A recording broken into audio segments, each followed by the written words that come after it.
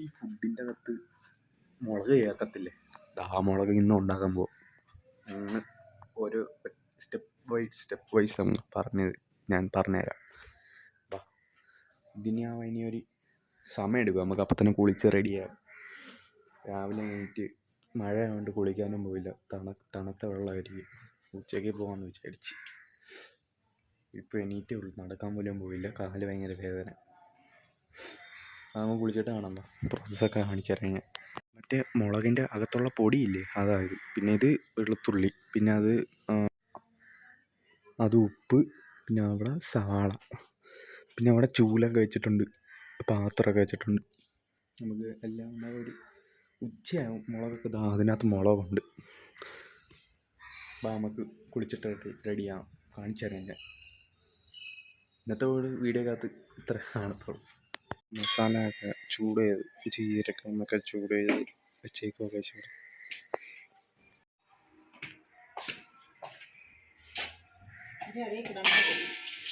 കെട്ട എത്ര സമയം എടുത്തെന്നറിയാമോ? എനിക്കും അച്ചാച്ചനും അറിയാം എത്ര സമയം എടുത്തു. ചീത്തളിയേ അറിയത്തില്ലാത്തതുകൊണ്ട്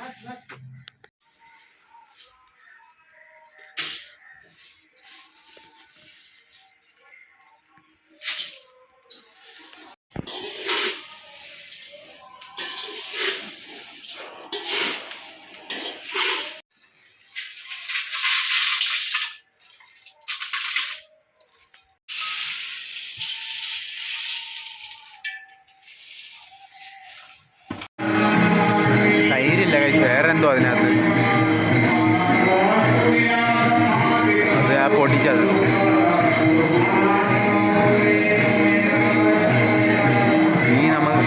ഇനി ഫുഡ് തുടങ്ങും കേട്ടോ. ഫുഡ് കഴിച്ചിട്ട് നേരെ വീട്ടിൽ പോയി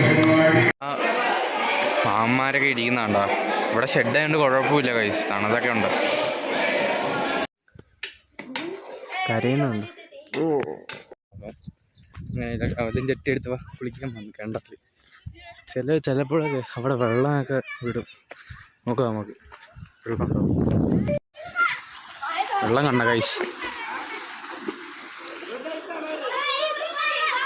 ഇത് കുളിച്ചിട്ടൊക്കെ കാണാം കേട്ടോ കൈസ്.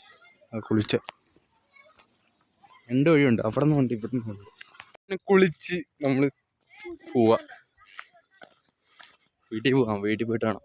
അയ്യത്തെന്തോ പരിപാടി നടക്കുക, അത് കാണുക. JCB ഉണ്ട്, ട്രോളിയുണ്ട്. ചൂടുണ്ട്, വെയിലുണ്ട് ഭയങ്കര. പക്ഷെ ചൂടില്ല, കുഴപ്പമില്ല. ഇത്ര ആഴം വിടും.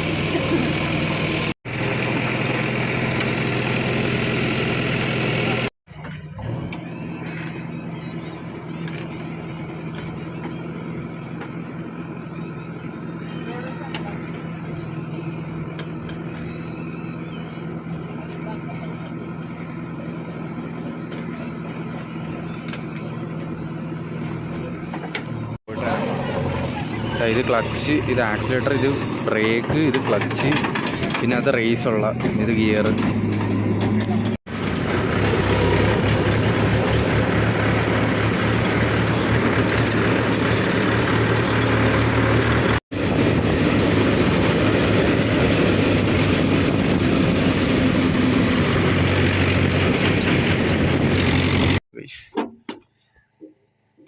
പെട്രോൾ കയറും.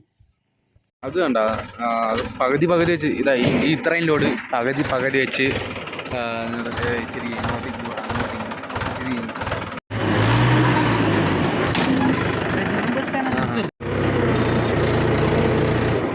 ഗൈസ്.